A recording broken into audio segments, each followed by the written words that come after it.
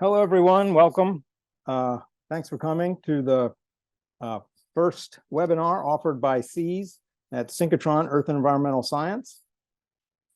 SEAS is a new organization hosted at the University of Chicago in partnerships with Stony Brook, UIC, Stanford, Santa Cruz, and University of Minnesota to operate and manage NSF Division of Earth Sciences support for a variety of synchrotron beamline facilities hosted at, as shown here, all four of the DOE operated synchrotron facilities in the US. Before we get started, let me see a few procedural notes. I believe you're all muted, but if you have questions, please put them in the chat. This meeting is being recorded, by the way, so you can look back at it again or share it with your friends later on. We'll announce that in an email to the SEAS users list later today.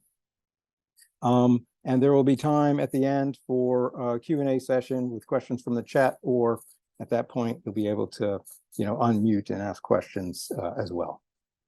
So as I say, SEAS is here to operate Earth and environmental science applications at a variety of beamlines at these four synchrotron facilities. A little background I should start with. SEAS grew out of a reorganization of NSF EAR support for synchrotron operations for Earth and environmental science. Previously, they were run through two main organizations shown here. One is GSE CARS.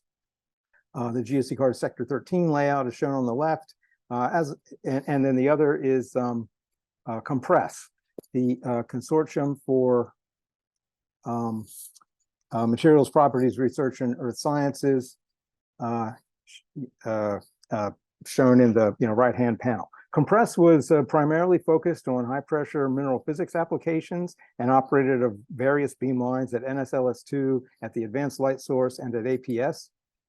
GSE CARS had a somewhat broader has a broader user base with approximately 50% high-pressure mineral physics applications and a 50-ish% covering a wider range of earth and environmental science users, spanning from low-temperature geochemistry to petrology, even planetary science, and others, as I'll discuss soon enough. A little background here. Compress and GSE CARS have operated for more than 20 years now. GSE CARS started in 1997, operating 5 beamlines at APS, the Advanced Photon Source, Sector 13. And Compress has been in operation since 2002, and Compress beamlines varied over the years, but most recently had operations at ALS, at the Advanced Light Source, and at NSLS2. The priority goals for SEAS include maintaining these beamline activities of both Compress and GSE CARS, while expanding to serve the growing needs of the broader earth and environmental sciences community, including new investments in beamline support for research areas that we identified during the development of the SEAS proposal are most greatly in need of sort of improved service for from the earth and environmental sciences community. Compress and GSE CARS together have been extremely successful operations that have done a lot to enhance the profile and the productivity of earth and environmental sciences research across a variety of fields. This figure on the right sort of shows how one measure of productivity being synchrotron publications in geophysics and geochemistry or geoscience, that involves synchrotron studies. And as you can see in that figure, around the time that GSE CARS and Compress came into existence, around the year 2000, plus or minus a few, there was a notable, increase in productivity in these areas. SEAS will continue and, in fact, enhance this productivity. We represent not only emerging of the operations of Compress beamlines and GSE CARS beamlines, but we have additional investment in environmental science and low-temperature geochemistry, as well as near-surface geophysics applications, specifically in situ rock deformation and fluid rock interaction applications, as I'll discuss. The goals of SEAS are manifold. First of all, as I indicated, a priority is to develop and operate state-of-the-art synchrotron beamlines and related capabilities to provide a more efficient management structure and a more productive research environment, as well as training for users. All of the beamlines that the user community, have been relying on, and all the beamline scientists that you've learned to love over the years at Compress and at GSC Cars will continue to be available with C support, and in addition, we'll be expanding that to a wider variety of applications. Enabling these new technologies and taking advantage of these research opportunities includes taking advantage of the synchrotron light source upgrades, one of which is going on now at the advanced photon source, and one of which is planned at the advanced light source, and that will initiate in June of 2026, I believe is the current calendar. Another goal of SEAS is to continue to engage broadly with earth and environmental sciences researchers to identify and support their research needs, to develop a robust program or a set of robust programs in education, outreach, and diversity to attract and assist users, and to develop the next generation of scientists. And finally, to represent the interests of this user base, the geoscience synchrotron users, towards the funding agencies, towards synchrotron facility management, and the public more generally. Shown here are a set of quick facts about SEAS. SEAS has a 5-year cooperative agreement with NSF, the Division of Earth Sciences at NSF. In this cooperative agreement includes support for 36 staff, which includes many beamline scientists as well as other technical and administrative staff. Not all of those are full-time, support, but 36 in whole or in part. SEAS is hosted at the University of Chicago, where I'm employed. I'm the PI and director of SEAS. Also located at the University of Chicago is the GSC Cars operation. Our Chief Technological Officer, Mark Rivers, and the Director of GSC Cars, Joanne Stubbs, are shown in the images to the right here. And they're also University of Chicago employees, as well as all the rest of the GSC Cars staff. But not all of the operations are hosted at University of Chicago. Really important parts of the SEAS synchrotron beamline management is in partnership with subawards to the group shown here in the lower right. The hard X-ray program, the high energy X-ray program at the Advanced Light Source is operated out of the University of California at Santa Cruz. Quentin Williams is the PI of that program.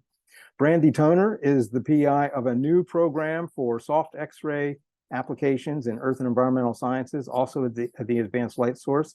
That's managed through the University of Minnesota.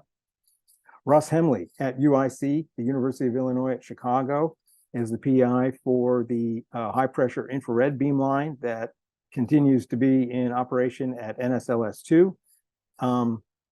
Likewise, continuing operations, taking over from the compressed beamlines at NSLS2, as well as APS, mineral and rock physics applications using the large volume press are managed through Stony Brook University, the PI Don Widener shown here. And new investment, an additional new investment of SEAS in applications spanning low temperature geochemistry, environmental science, and related fields are at Stanford, where we have a new beamline scientist in support of up to 10 different beamlines at the Stanford synchrotron radiation light source. The organization of SEAS is shown in this chart. Up at the top here, of course, is the National Science Foundation that provides our funding through the cooperative agreement that I discussed in a previous slide. The central office at the University of Chicago consists of the director of SEAS, that's me. The chief technology officer is Mark Rivers. We will be hiring an outreach and inclusion officer as part of the senior leadership team to manage education, communications, outreach, and inclusivity programs, as well as some administrative support there. The principal sort of decision-making and deliberating body for Cs to make all of the sort of important decisions for the organization rests with the executive committee. That includes the senior leadership from the University of Chicago, but also all the subaward PIs that I introduced in the previous slide, as well as a variety of at-large members, including representation from our Beamline Scientist Committee and from the Cs user group. I'll say a little bit more about the Beamline Scientist Committee soon, but this is a group of all of the Beamline scientists who are engaged with, either supported by or engaged with the Cs beamlines, spanning all 4 DOE synchrotron facilities. And the user group is being put together now, and I'll say more about that in a moment. The Cs user group represents, well, is you, many of you, the listeners.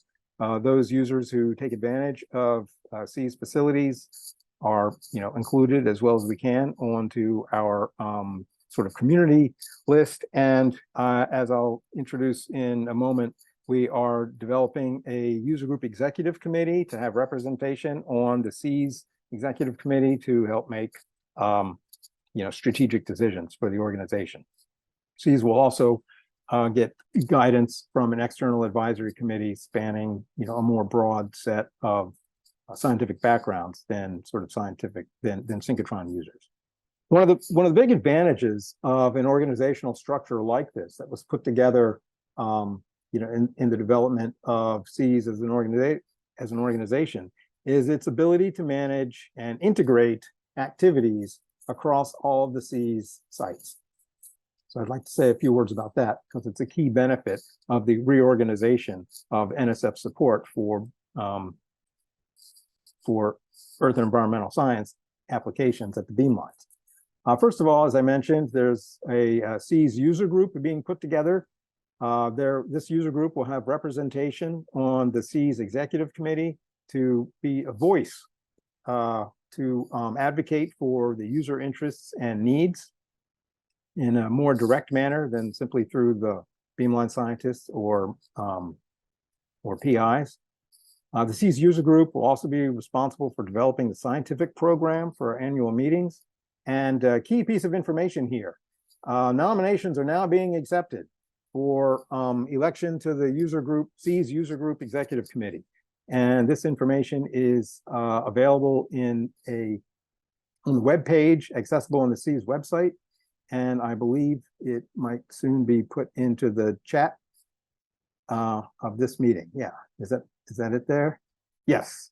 Thank you, Joanne. Information about the Cs user group, including nomination forms and other feedback forms and other information, are available at that link. And that'll be repeated. That link will be repeated at in an email we'll distribute after this webinar. Another way in which the Cs management or Cs organization, we hope will better integrate the activities across all the sites is to have a Beamline Scientists Committee that exists to increase the communication between the Cs Beamline staff, as well as other Beamline staff that operate at sort of Cs active beamlines. This committee has begun meeting, and we envision that this is a terrific opportunity for them to share their best practices, to identify technical issues, and as well as identify opportunities for improvement at their own beamlines or at other Cs beamlines. And as I mentioned before, a member of this committee also will sit in on the Cs executive committee meetings to represent the knowledge and interests of the beamline scientists. Technical resources will also be coordinated between Cs sites in a way that I think is more global than had been done in the predecessor organizations, GSC, CARS, and Compress.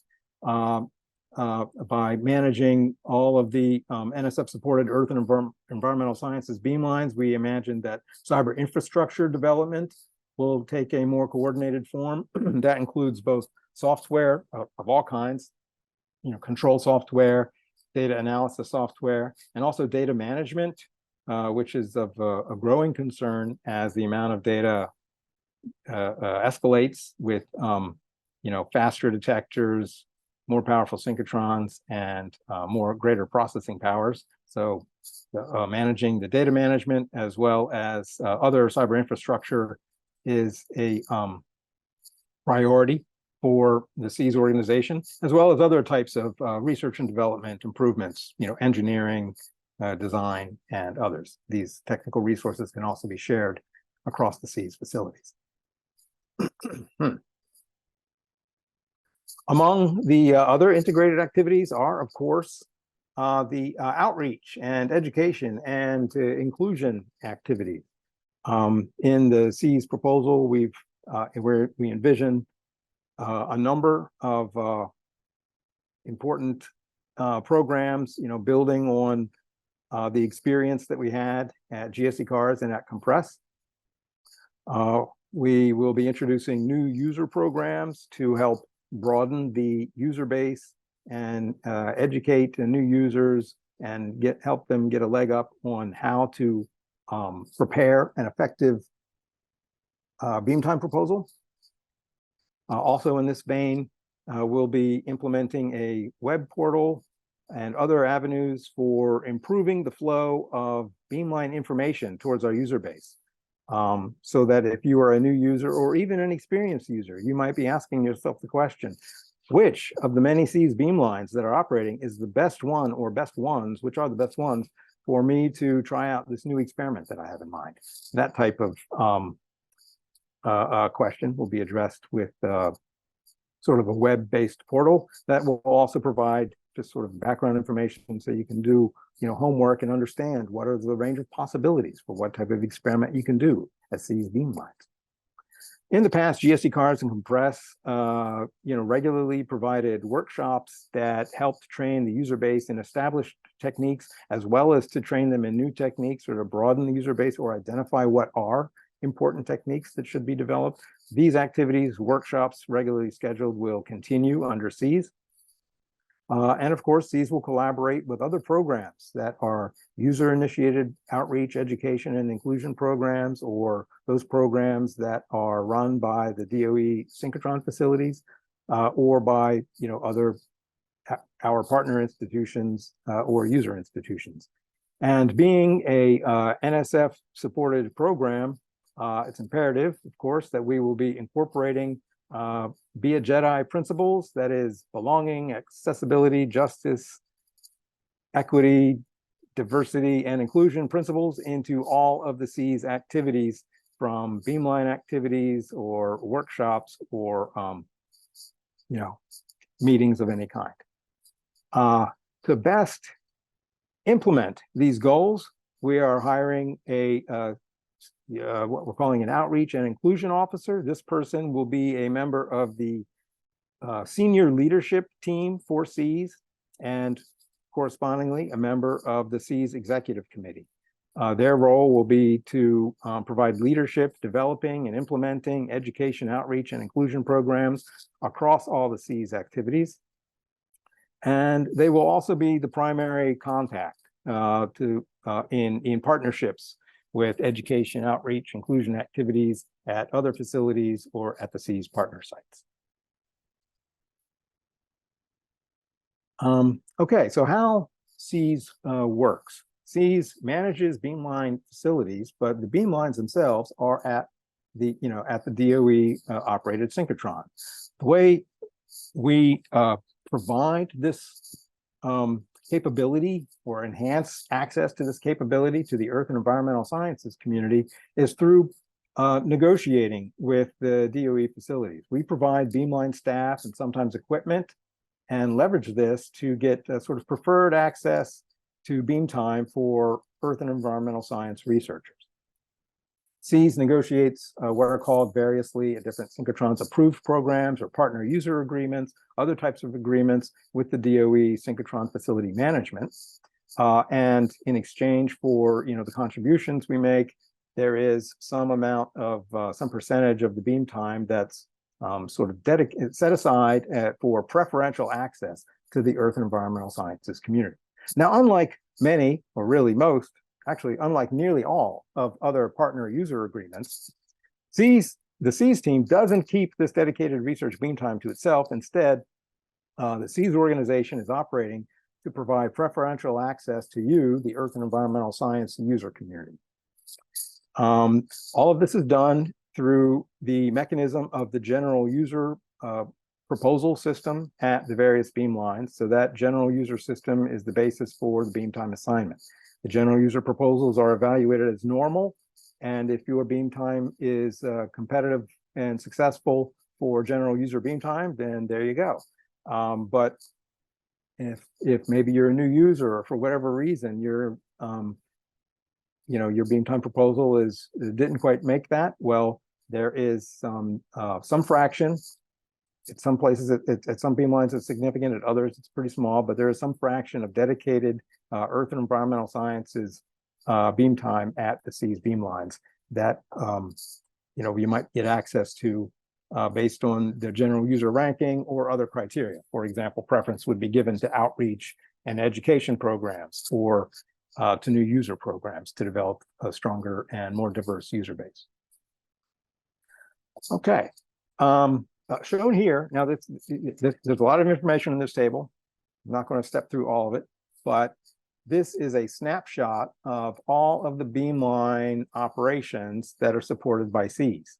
You can see they're sort of color-coded according to the synchrotron facility. It's the advanced light source at the top, then the advanced photon source at Argonne National Lab, and then NSLS2 at Brookhaven, and Stanford's synchrotron radiation light source in yellow at the bottom of this table.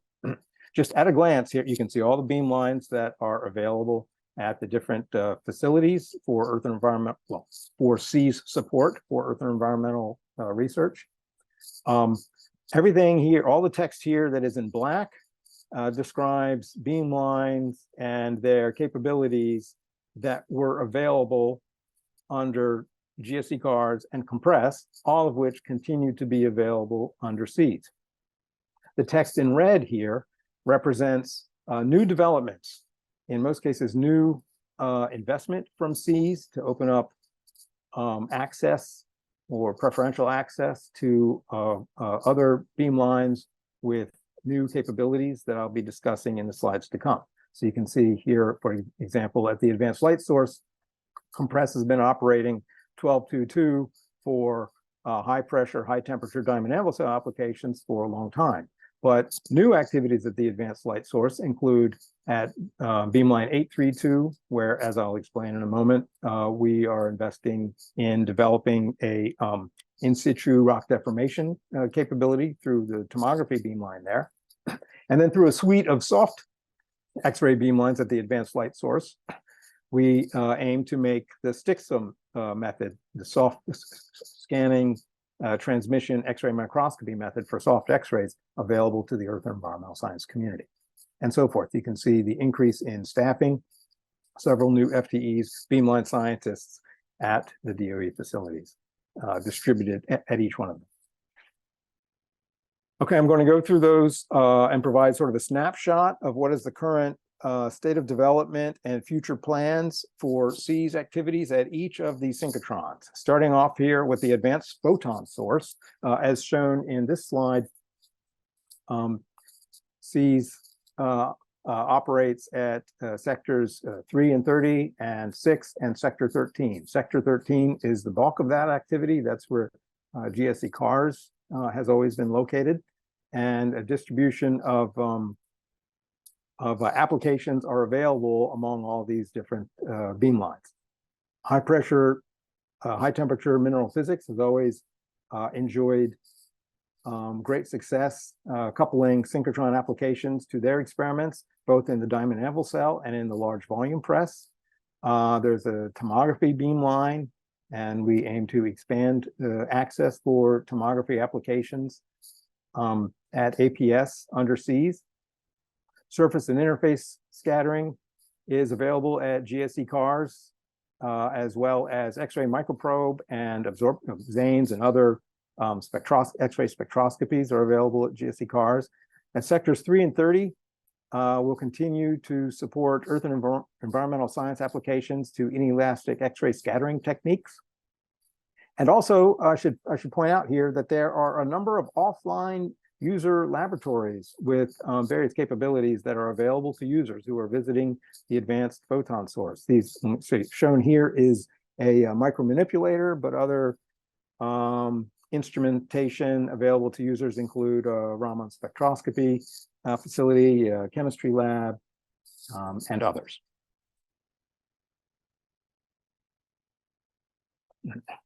The Advanced Photon Source is in the midst of a really important upgrade. The Advanced Photon Source today, actually meaning 6 months ago, it used double bend lattice of magnets as indicated in the figure in the upper left here. But it's being upgraded currently. It shut down actually 7 months ago now for replacement of the magnets and an upgrade to the APS-U, which is a multi-band achromatic lattice that will greatly enhance the brilliance of the source. And the upper right here shows the sort of a profile of the source, sort of a pancake shape, showing what the profile of the source in the standard APS. And you can see there's significant sort of dispersion there, spread, let's say, in the horizontal direction. But after the upgrade to the multi-band achromatic lattice, the source of the beam will be much more tightly focused, providing 2 orders of magnitude, roughly, increase in brilliance, which will allow a couple orders of magnitude greater intensity at the same spot size, or importantly, also the ability to focus the beam down to something like order of magnitude smaller than had existed prior to the upgrade. So this will open up great improvements in efficiency and spatial resolution, but also make possible experiments that are not possible today. So that's for the APS as a whole. The upgrades specifically at the GSE Cars beamlines are sketched out in the next couple of slides. Circled here in red, identify all of the X-ray optics, the monochrometers, the double mirrors, the KB mirrors, everything that's being upgraded as part of the APS-U enhancement project. By improving the focusability and brilliance of the source, of course, it's necessary to take advantage of that by improving the X-ray optics accordingly.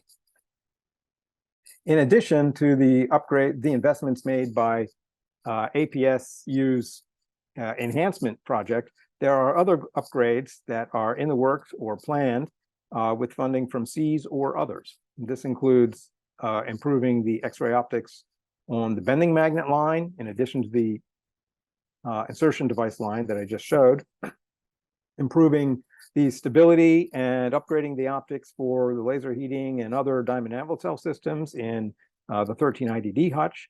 That's going to be really important for taking advantage of the much higher spatial resolution that will enable, in principle, experiments in the terapascal range. So that's an exciting new opportunity for the APS-U. Also, part of that upgrade is a new X-ray detector that will be available through a partnership with Carnegie that's been funded by NSF's Instrumentation and Facilities.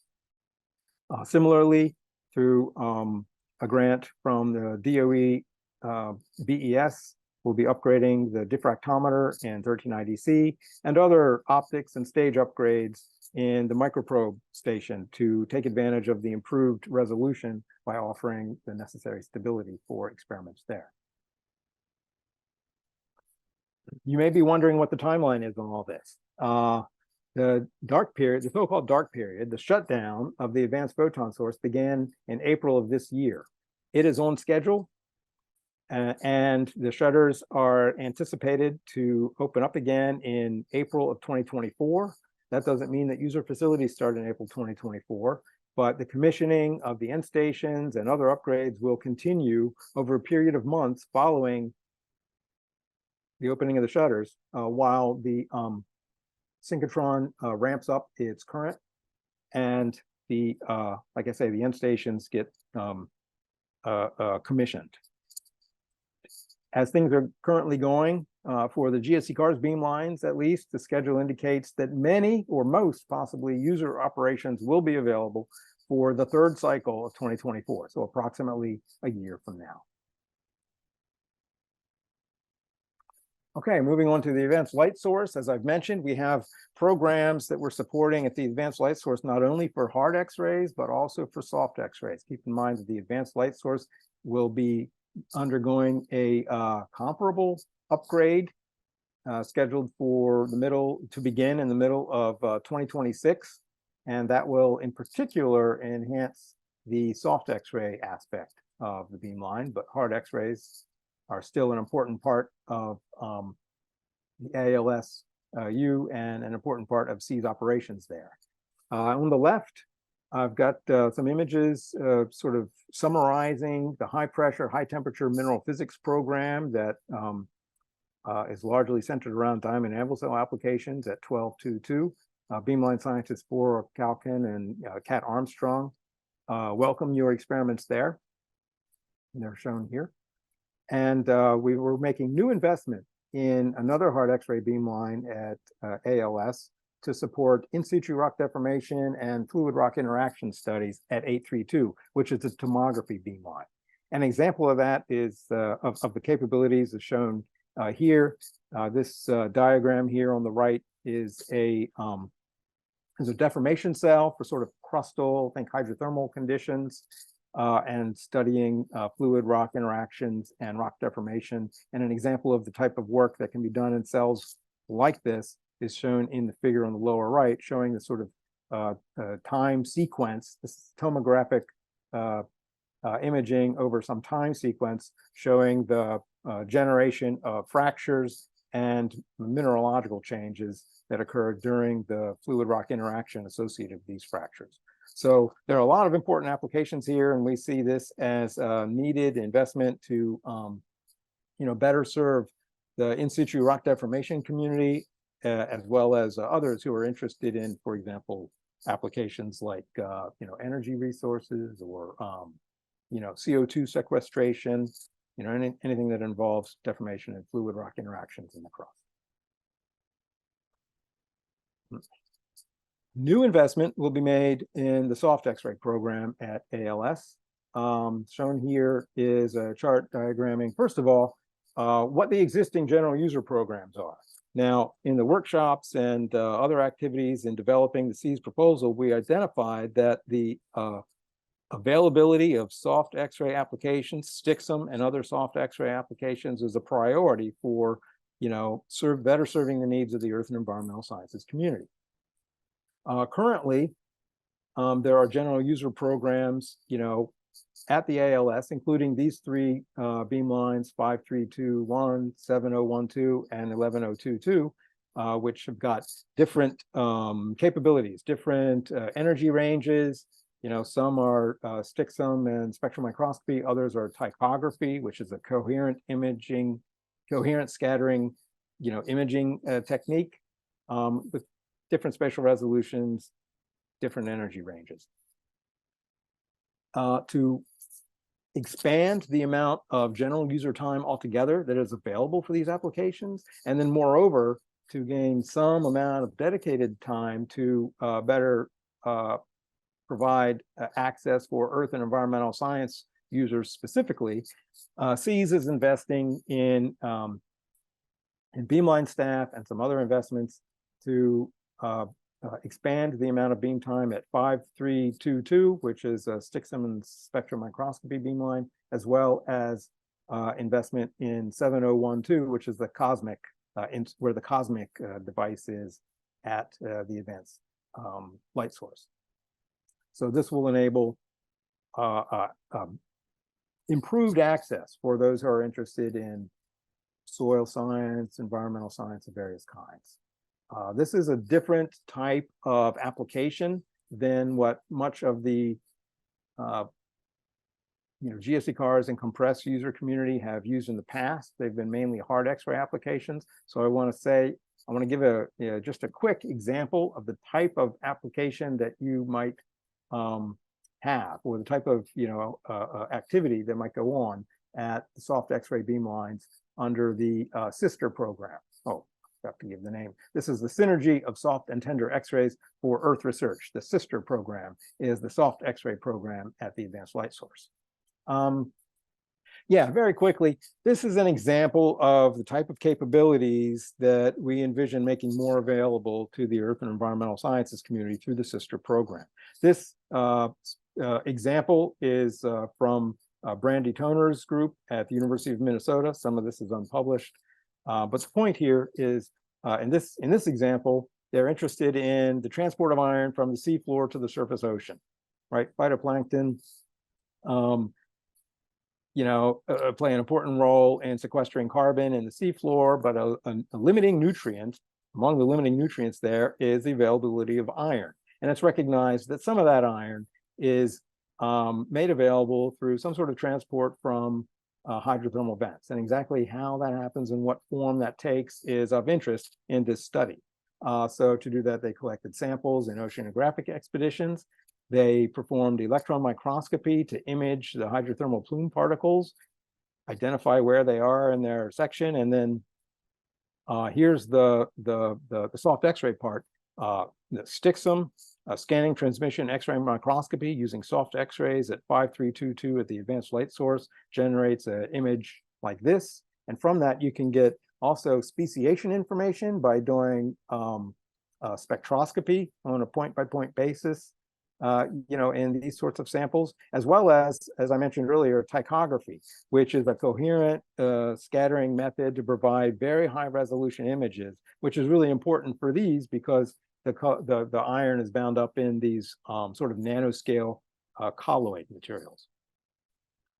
In case you couldn't see the scale bar on the previous slide, I just want to highlight the capabilities of the soft X-ray tychography application. This is a 100 nanometer scale bar. As you can see, the spatial resolution for this sort of imaging, this is imaging an iron 3 map from one of those colloidal particles.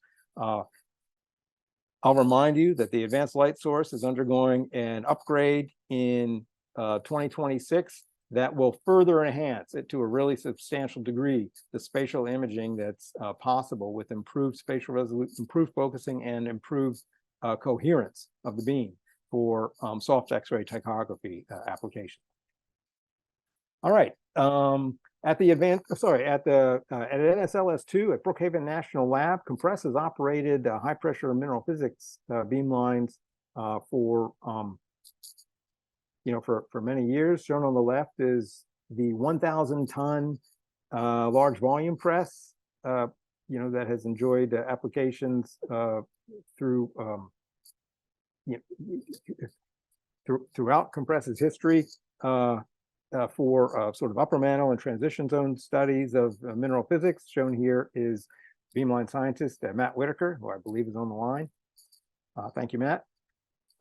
In the upper right is a unique facility, the world leading, high pressure infrared spectroscopy facility, FIS, which is run with beamline scientist Zhenshen Liu, shown here.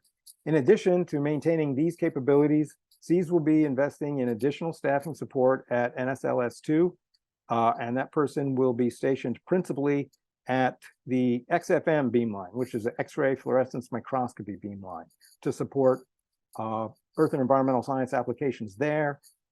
That tends to be low temperature or high temperature geochemistry applications of various kinds. So keep an eye out for that job posting and growth of Earth and environmental sciences support for applications at that beamline. And then I think the last of the 4 DOE facilities that I'm discussing here is the Stanford Synchrotron Radiation Light Source, SSRL. Picture is shown here. We have just recently hired an additional beamline scientist to help support EES users at a broad suite of beamlines. 10 of them shown here, some used more than others by the Earth and Environmental Science community. And these provide varying capabilities in terms of the spectral coverage or the spatial resolution. Some are imaging beamlines, some are spectroscopy beamlines. And we've got, as I say here, new investment to help users access these beamlines and understand how to not only operate them, but to provide, to prepare effective proposals for accessing these capabilities. Okay, I'd like to finish up by pointing out that the SEAS organization came about over a pretty extended discussion, within the GSC Cars, Compress, and other synchrotron users community. It all started 3 years ago now with a dear colleague letter from NSF that announced that they intended to, recompete the management and change the structure of synchrotron-hosted Earth Sciences research. In response to that, Compress and GSC Cars hosted a town hall for the user base there. From this, the Synchrotron Geoscience Steering Committee was formed as an outcome of that town hall discussion, and that was chaired by Tom Duffy at Princeton University. And that steering committee worked tirelessly for the next year and a half to prepare what turned out to be SEAS. The NSF program solicitation was posted in June of 2021. The steering committee eventually selected UChicago as the host, with me as the PI for this community-backed SEAS proposal. And the committee also led the evaluation of what kind of facilities to include in the proposal, which was then submitted in March. We learned in December of last year that there was an intention to recommend for funding. And after continued interaction, the award notification was received by UChicago on August 31st with a start date of the very next day. And here we are. So I'd like to, I guess, just about conclude by acknowledging the very many people who were involved in the planning of what turned out to be the SEAS proposal. I already mentioned the Synchrotron Geoscience Steering Committee that involved Tom Duffy at Princeton, Carl Agee, who was president of Compress, Mark Rivers, who was the director of CARS, and 15 other people shown here representing not only those organizations, but also representing a broader user base with a diverse profile of backgrounds and research interests and institutional types, all represented on the Synchrotron Geoscience Steering Committee. Other contributors to the proposal are numerous, as listed here. And finally, I'd like to point out there were hundreds more who participated in the town halls, the workshops, and other sorts of feedback that we had from the geoscience community members who helped us put together the SEAS organization that I've presented here. Finally, thanks for listening, and I'm happy to answer some questions. I think there's a few in the chat already, but I'd like to finish up by saying, please stay involved. As I mentioned earlier, we do need nominations for users to have a voice and play a role in the SEAS organization and the SEAS community. You can nominate yourself or others at the SEAS website. The main website is URL is shown here, but the first item in the chat is a link to the web page that has got nomination forms and other feedback forms. Okay, we also, as I say, we want feedback more generally. That form is also available at the SEAS website, so you can reach out to a scientist or just send in the feedback and let us know what we can do better or what opportunities there are. Keep an eye out for the job postings. As I mentioned, there's a number of job postings in the works, including a couple of beamline scientist positions. And finally, if you haven't already, please join the SEAS users email list for continued updates. I'll just thank everyone once again for coming. I think this has been pretty successful in terms of the number of participants and the level of interest. So you can look forward to additional SEAS webinars in the future, keeping you apprised of updates, new developments, and letting you know, for example, when we've got new facilities that have come online according to the plan I've outlined today. So thanks again, everyone, for coming, and I look forward to seeing you next time.